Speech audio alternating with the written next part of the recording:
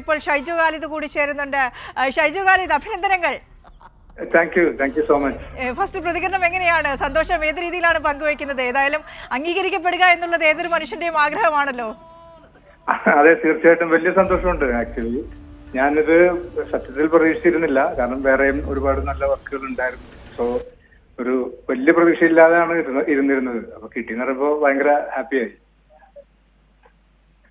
സന്തോഷം, അഭിമാന മുഹൂർത്തം തന്നെയാണ്. പ്രത്യേകിച്ച് സ്റ്റേറ്റ് അവാർഡ്, താങ്കളുടെ പല ക്രിയേഷൻസ്, ക്രിയേറ്റിവിറ്റി, അതിന് അംഗീകാരം ലഭിക്കുക എന്ന് പറയുന്നത് അതിപ്പോൾ ഈ ഒരു ചിത്രത്തിലൂടെ മാത്രമല്ല, ഞങ്ങൾ കണ്ട പല സിനിമകളിലൂടെയും ഷൈജു ഖാലിദ് ഞങ്ങളുടെ മനസ്സിലേക്ക്, പ്രേക്ഷകരുടെ എന്ന നിലയ്ക്കാണ് പറയുന്നത്, പ്രേക്ഷകരുടെ മനസ്സിലേക്ക് കടന്നു വന്നത് ആ രീതിയിൽ തന്നെയാണ്.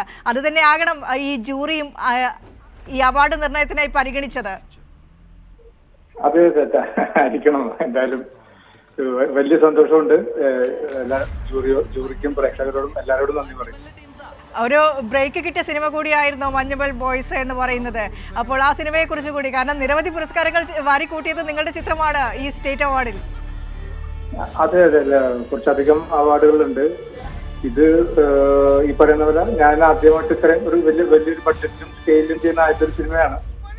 അപ്പൊ അതിൻ്റെതായിട്ടുള്ളൊരു സന്തോഷമുണ്ട്.